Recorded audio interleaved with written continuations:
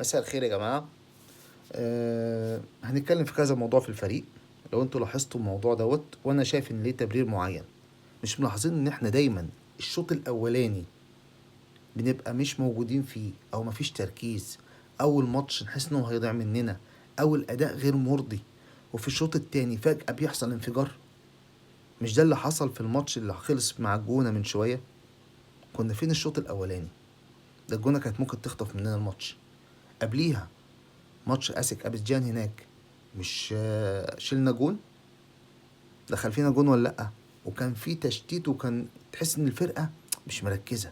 الشوط الاولاني برضو، في الشوط التاني حصل انفجار وكسبنا ب3.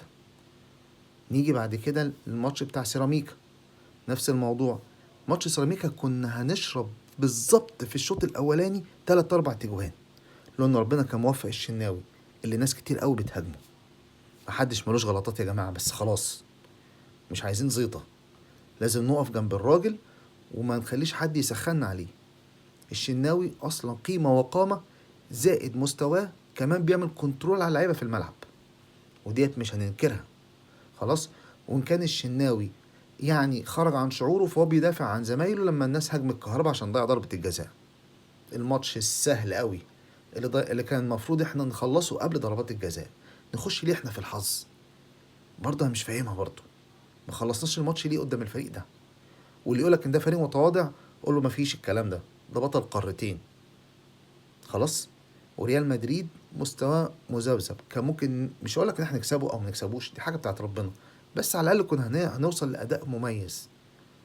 تاخد ماتش كمان، قلنا اسك ابيجان، قلنا سيراميكا، وقلنا الجونه، وبرضه نفس الموضوع برضه حصل مع شباب بلوزداد هنا في القاهره. 1-0، 1-1 انتهى الشوط الاولاني. بعد كده جبنا الايه، نص دستة الاهداف. صح ولا لا؟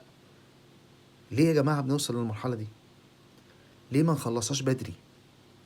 وليه مجلس الإدارة سايب اللعيبة مش مركزة؟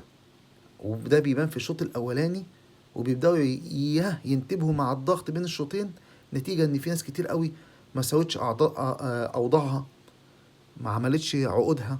عندك 5 دخلوا في يناير من غير ما تجدد لهم. بيرسي تاو مشي، بس بيرسي تاو انت كنت عايزه يمشي، تمام. عندك رامي ربيعة، عندك ياسر إبراهيم قلبين الدفاع، والحارس بتاعنا الشناوي، تمام. وكله مستني عشان خاطر عايز يعرف الشناوي يجدد بكام. اكرم توفيق طلع ان هو كان بيلعب، يعني اكرم توفيق كان كل ده لعب. الاهلي قدموا عرض بيقال انه وصل ل60 مليون جنيه في ال3 سنين، يعني 20 كل سنه، و10 مليون جنيه، وهو كان